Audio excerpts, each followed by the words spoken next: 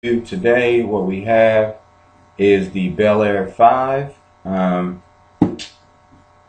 don't know what to say. I know I was really hyped about this release. I really wanted this release.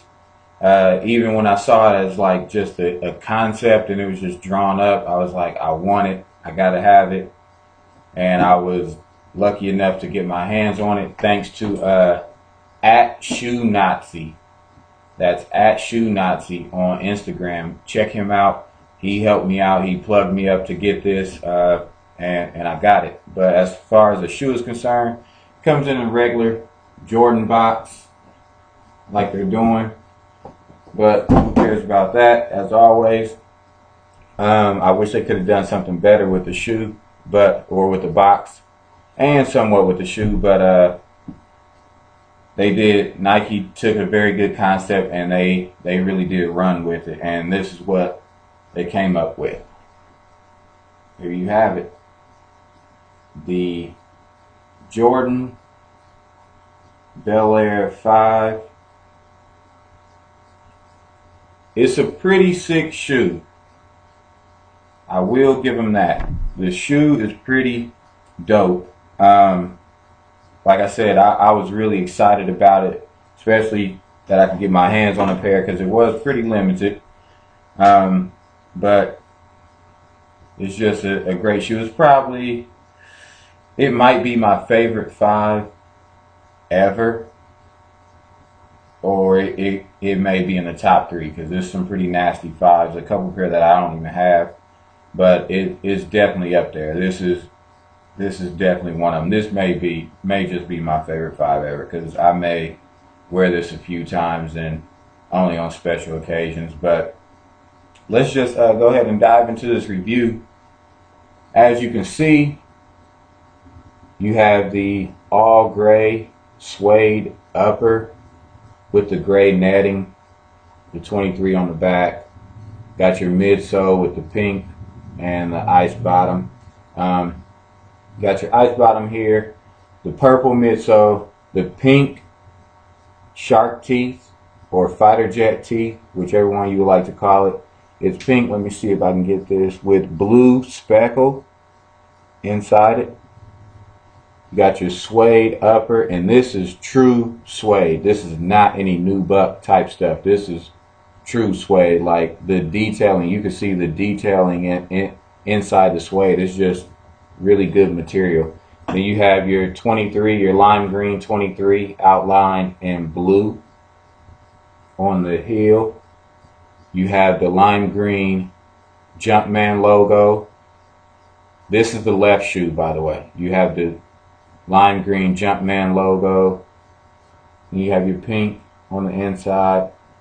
On the bottom, you have your lime green and your icy bottom with the Jumpman logo underneath. As far as the front or the top, you have your black laces with the netting under them. Again, the gray netting. You have your purple lace lock with the pink Jumpman logo on the left shoe, and then you have the black tongue with the lime green Jumpman logo on the left shoe. Also on the inside of the tongue it says Air Jordan in that lime green, and then you got the funky like graffiti type style on the insole to relate back to the early 90s. Now I keep saying on the left shoe because the left shoe is different from the right. If you don't know anything about this shoe, as you can see, the Jumpman on the left is lime green, the Jumpman on the right is pink. The Jumpman on the back is pink. On the left, it's green. The 23, you can see on the right shoe, is pink, outlined in blue, or pink, I'm sorry, outlined in green, and this one is lime green, outlined in blue. Even on the lace lock, on the right shoe is purple lace lock with the green Jumpman logo, and on the left shoe, it's a purple lace lock with the pink Jumpman logo. This is it. This is what all the hype was about this year. I think this may be the most hyped Jordan probably since the Space Jam, in my opinion. Probably since the Space Jam. It retailed at 185. I was lucky and blessed enough to get mine on Nike.com for 197 is what it is after you pay the shipping, or not shipping, but the taxes that they charge you. But it's a pretty sick shoe. I wish it was more limited than what it is, because like here in Indianapolis, there was probably maybe 100 or a couple hundred pair released in the city. I wish it was more limited to like 25 pair in the whole city. So whoever gets their hands on these could be like, yeah, this is real limited, like really hard to get. It is still going to be hard to get, but it's not as limited as what people would think. But if you missed out on it, then good luck on trying to get it now. Like I said, it retailed for 185, and now the going rate is like upwards around 400, which to me is ridiculous for a shoe. If I didn't get my hands on this, then I would have just been SOL, because I don't see paying 400 for a shoe unless it's a designer shoe like Coach, Burberry, Salvatore Ferragamo, something like that, a true designer shoe. Then I could see paying more. But 400 for a tennis shoe, a Jordan shoe, I can't do it. I would probably go like 285 for these, but I'm not one that's into paying way over retail anyways for a pair of shoes. But I really, really, really wanted these. I had to get these, and I got them. But the shoe is actually great quality. This is, like I said, this is true suede. This is real suede right here. I wish Nike had done some different things with the shoe, but I'm not a Nike rep. I'm not a Nike engineer or Nike designer, if you will. But I mean, with them going with the different things on, or the different colors on each shoe, I think they could have done something maybe more early 90s base, like maybe not necessarily a graphite base, maybe a bright base like pink or yellow base, and then they could have done something like the midsole is cool, but maybe like on the beginning of the Fresh Prince show, how he's spraying the graffiti, maybe they could have had like a graffiti looking Jumpman in the netting. The netting, I think, should have been a different color from the base, but this is just my opinion. I think the netting should have been a different color from the base. They could have done something with, instead of going with the black lace holes, maybe each lace hole could have been a different color. On the tongue, that's cool. The inside is cool. But I just think there's a few different things they could have done. Like even on the 23, like each number could have been two colors. Like maybe you have a green and blue, and then on this shoe you have a pink and yellow, and then on the right shoe maybe you go like, I don't know, like purple and who knows, a darker blue or maybe a lighter blue, and then you got other neon colors that really blew up back in the late 80s and early 90s.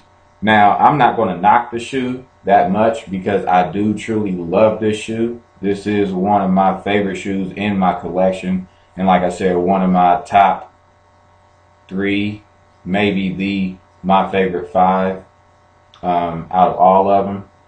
But I just think with tributing the shoe to the Fresh Prince of Bel-Air, they definitely could have done some different colors, maybe put a little more white in it, because if you ever pay attention to the Fresh Prince of Bel-Air, he was a real bright type of guy. The first 5s he wore on the show, I believe, was the white fire red 5s with the 3M tongue, or the black metallic 5s. It was one of those, but I think they could have thrown maybe some more white into this shoe and some more early 90s colors and just done each shoe completely different. Like they could have changed the color on one of the lace locks, made the lace lock a completely different color, did different color shoestrings, just different ideas. But hey, I still love the shoe regardless. As you can see, I picked it up. I had to get it. But here it is, the Bel Air 5, Fresh Prince of Bel Air. It goes into my name, Mr. Fresh Neat, because in high school they did call me Fresh Prince, so that was part of the reason why I had to get it. I had to live up to the name and make sure that I get it.